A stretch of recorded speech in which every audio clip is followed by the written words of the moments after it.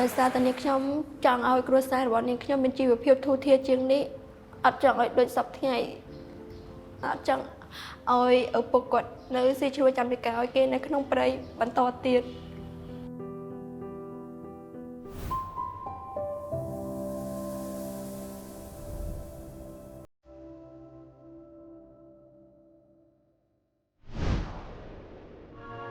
កំពុងឆ្នាំជាស្រងកំណាត់ចាឈ្មោះខេសេនីតនាងខ្ញុំមានបងប្អូនចំនួន3នាក់ម្ដាយគាត់នៅផ្ទះធ្វើជាមួយគ្រួសារឪពុកគាត់ស៊ីឈ្នួលចាំចកាឲ្យគេនៅក្នុងព្រៃក្រោយពីបញ្ចប់ថ្នាក់ទី12នាងខ្ញុំមិនបានទៅបន្តការសិក្សាបន្តដោយសារតែគ្រួសារនាងខ្ញុំមានជីវភាពខ្វះខាតទើបធ្វើឲ្យនាងខ្ញុំសម្រេចចិត្តនៅផ្ទះមួយរយៈសិនគាត់ចង់រៀនតទៀតចង់រៀនកុំព្យូទ័រតាំងពីថ្នាក់ទី12ថាតទៀតម៉ែអត់មានលទ្ធភាពទេណាកូននៅតែតាមរៀនចាំរៀនទាន់បានគេមកសបផ្សាយឲ្យទៅរៀនអត់អស់លុយអញ្ចឹងគាត់ចង់រៀនក៏ឲ្យគាត់ទៅរៀនទៅ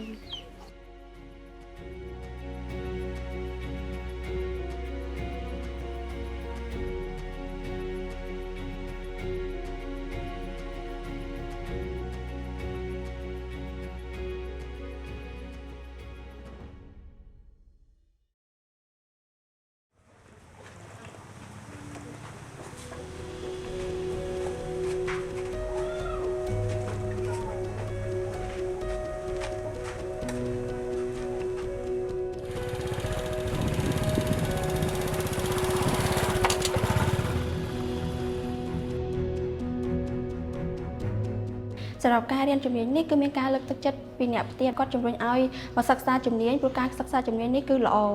គឺផ្ដល់អត្ថប្រយោជន៍ឲ្យនាងខ្ញុំជាច្រើនដោយសារតែរៀនដោយអត់គិតថ្លៃទទួលបានប្រាក់ឧបត្ថម្ភ28ម៉ឺនជារៀងរាល់ខែដោយសិក្សាពេញម៉ោងផ្ដល់ប្រឹក្សាយោបល់ក្នុងការជ្រើសរើសយកជំនាញចុះកម្មសិក្សាតាមសហគ្រាសគ្រឹះស្ថាននិងក្រុមហ៊ុនឯកជននានាព្រមទាំងទទួលបានសញ្ញាបត្រវិជ្ជាជីវៈមួយនឹងអាចបន្តការសិក្សានិងទទួលបានជំនាញមួយដ៏ពិតប្រាកដដែលអាចរកចំណូលជួយខ្លួនឯងក៏ដូចជាគ្រួសារផងដែរ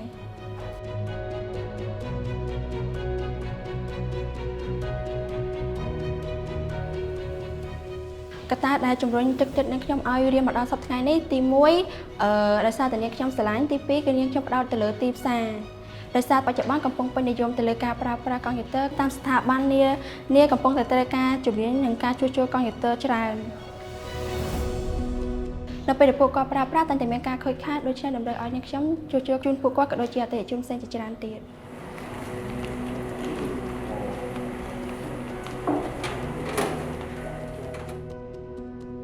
ពេលយើងចង់ធ្វើវាម្ដងទៀតតែយើងត្រូវការចូលទៅកាន់ថែមទៀតអត់ ចឹងហើយយើងអាចប៊ូតបានអញ្ចឹងហើយយើងអាចធ្វើប៊ូតម្ដងទៀតបានទៅថាប៊ូតបាទប៉ុណ្ណឹងមានអីទៀតអត់បាទខ្ញុំគិតថាការរៀនជំនាញជួសជុលកុំព្យូទ័រនេះមិនចាំបាច់ទាល់តែសិស្សប្រុសឬសិស្សស្រីរៀនទេសំខាន់ឲ្យតែយើងមានសមត្ថភាពយើងស្រឡាញ់យើងចូលចិត្តគឺយើងអាចធ្វើបានដូចគ្នា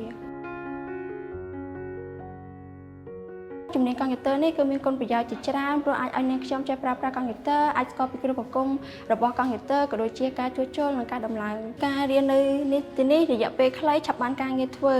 អាចជួយការគិតនិងការកែប្រែស្ថានភាពជីវិតគ្រួសាររបស់នាងខ្ញុំអាចរកចំណូលបានទៀងទាត់ក៏ដូចជាជួយផ្គត់ផ្គង់គ្រួសារបានថែមទៀតផង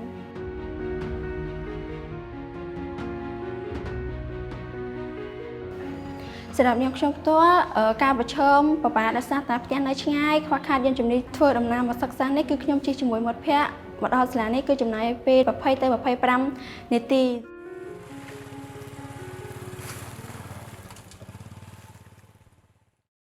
ជាម្ដាយគ្មានកូនរៀនបានប៉ុណ្ណេះខ្ញុំសប្បាយចិត្តណាព្រោះម៉ែអត់មានអីចែកកូននេះមានតែដំណេះវិជ្ជាប៉ុណ្ណាចាចែកកូនឲ្យកូនតស៊ូបានរៀនចប់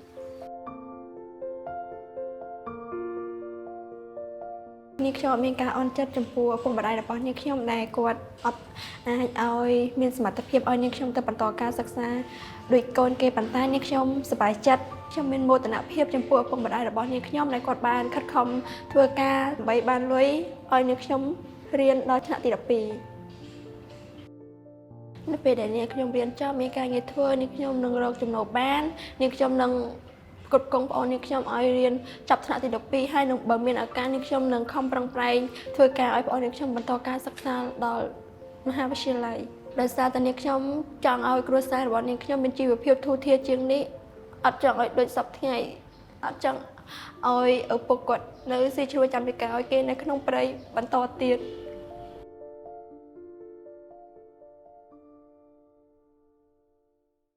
ជាចុងក្រោយនាងសូមថ្លែងអំណរគុណទៅដល់ក្រសួងការងារដែលបានផ្ដល់ឱកាសឲ្យនាងខ្ញុំក៏ដូចជាអ្នកផ្សេងទៀតដែលគាត់មកពីគ្រួសារក្រីក្រក៏ដូចជាគ្រួសារងាយរងហានិភ័យឲ្យពួកគាត់បានសិក្សានៅទីនេះដែលឥតគិតថ្លៃព្រមទាំងទទួលបានប្រាក់ឧបត្ថម្ភ 28,000 ជារៀងរាល់ខែសម្រាប់អ្នកផ្សេងដែលគាត់មានជីវភាពខ្វះខាតគ្រួសាររបស់គាត់មិនអាចបន្តការសិក្សាទៅដល់មហាវិទ្យាល័យឬសាកលវិទ្យាល័យបានគឺនាងខ្ញុំចង់ឲ្យពួកគាត់មករៀននៅសាលាវិទ្យាស្ថាននេះដោយសារតែនៅសាលានេះរៀនដែលអត់កាត់ថ្លៃទោះបីជាពួកគាត់មិនអាចរៀនចប់ថ្នាក់ទី12ក៏ពួកគាត់អាចមកសិក្សានៅទីនេះបាន